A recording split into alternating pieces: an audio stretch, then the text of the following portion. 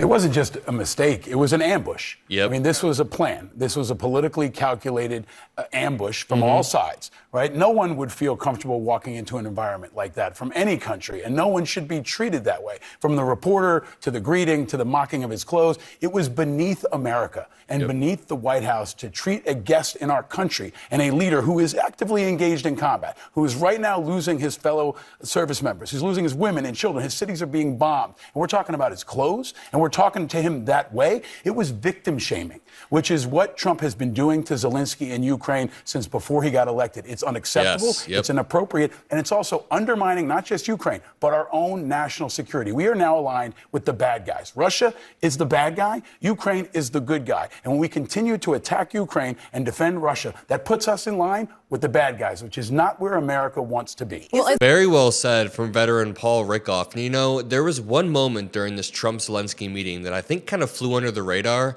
because there were so many effing crazy moments, but I want to break this down because it really does reveal Trump's mindset, how Trump thinks about this, or his lack of thoughts rather, because he doesn't know anything about the war. And to build on what veteran Paul Rickoff was saying, this was all premeditated. It was a premeditated trap in every sense of the word trap. Trump and J.D. Vance, in 15 minutes, ruined 70 years of alliance building. They ruined the entire utility of Article 5 by making America such an unpredictable actor on the global stage that other allies cannot trust America to respond if they are attacked. Now, Article 5 within NATO relies on the predictability of all nations. Article 5 within NATO says that if one country gets attacked, all respond to defend, which is a deterrence. It deters countries from attacking. That is exactly why Russia did not want Ukraine to join.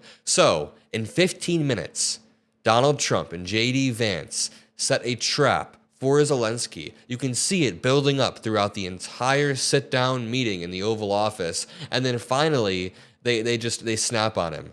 Trump begins to wag his finger like he's reprimanding a student at school, and it's all just incredibly disgusting. Paul is right when he says that they are victim shaming Ukraine. I haven't seen Trump put any onus on Putin. I haven't seen him say one time that Putin started this war, that Putin needs to withdraw. The entire time, he's just been hardballing Zelenskyy. And by hardballing, well, I just mean bullying Zelenskyy rather than giving him the leverage he needs to beat Putin. It's all incredibly disgusting. And, you know, let's go over to this clip of Trump and Zelenskyy because I'd like to watch it and break it down. All that I ask is that you drop a like, make sure you're subscribed. If you're watching this at the right time, we have hit 1 million subscribers. I'm recording this when we have 999,000, so I hope I have 1 million by then. Thank you guys so much. You guys are the absolute best. I would not be here without you. Let's jump into this clip. Because the attitudes have to change.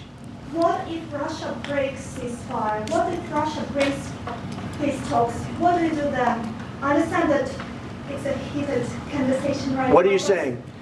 She's asking, what if Russia breaks the ceasefire? What if anything? What if a bomb drops on your head right now? Okay? What if they broke it?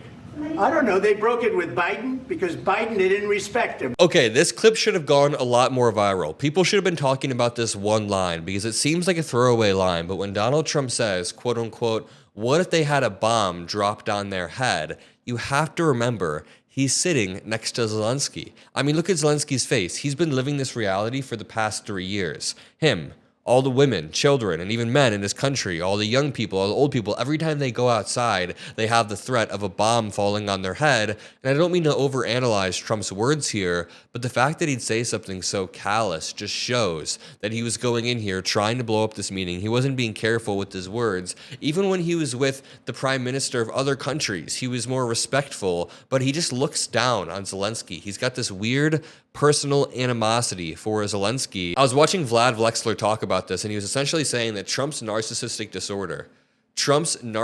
personality disorder makes it so that he looks down on people like Zelenskyy. He thinks Zelenskyy is like equivalent to a dog in his mind.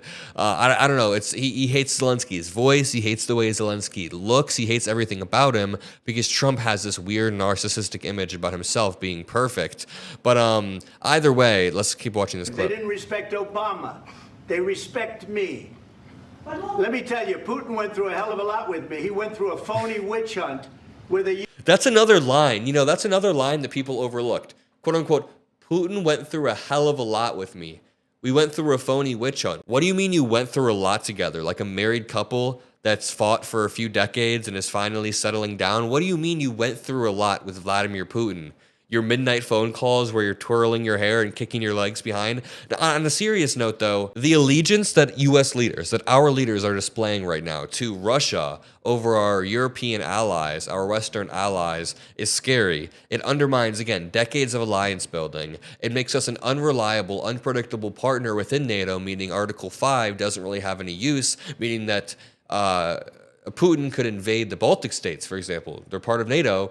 And who would respond? NATO, Europe now really needs to up its security measures. And the thing is, the original question that gets asked, what happens if Putin breaks the ceasefire? The reason why it's so frustrating is because Trump tries to treat it like this really incredibly unlikely thing. He's like, what if a bomb drops on my head? Number one, disgusting analogy to pull out right there. Number two, it is in no way as unlikely as a bomb dropping on Trump's head. Putin has a pattern of breaking deals. What Putin does, in fact, is he starts a war. He'll get a quote-unquote ceasefire that's more favorable to him. He'll use that ceasefire to rearm, and then he reinvades because he is also an unpredictable, bad faith actor on the global stage. I talk about it in every video, but the Budapest Memorandum was signed by Russia.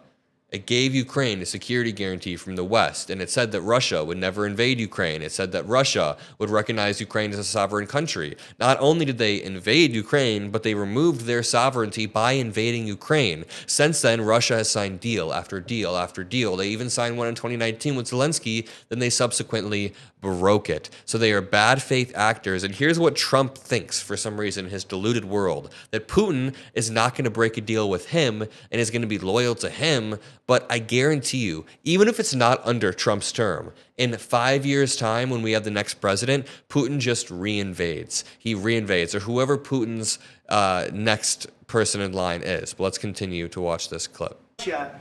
Russia. You ever hear of that deal? That was a phony Hunter Biden, Joe Biden scam. Hillary Clinton, Shifty Adam Schiff. And then he just goes on a QAnon rant.